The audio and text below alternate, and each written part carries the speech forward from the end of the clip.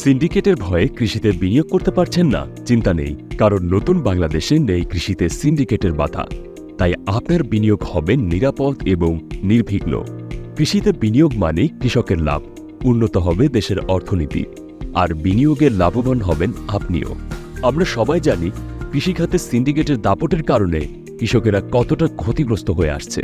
বীজ, সার, কীটনাশকের দাম অতিরিক্ত বৃদ্ধি, ফসলের ন্যায্য মূল্য না পাওয়া, নতুন প্রযুক্তি গ্রহণে বাধা এবং কৃষি ঋণের বোঝা, এই সবকিছুই সিন্ডিকেটের কারণে।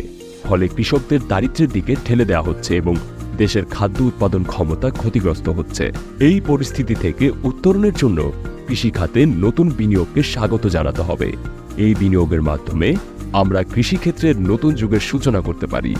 নতুন দেশের নতুন সরকারকে কৃষিখাতে বিনিয়োগের জন্য একটি সহায়ক পরিবেশ তৈরি করতে হবে। তাহলেই কৃষিতে বিনিয়োগের মাধ্যমে আমরা আমাদের দেশের অর্থনীতিকে এগিয়ে নিয়ে যেতে পারব অন্য উচ্চতায়।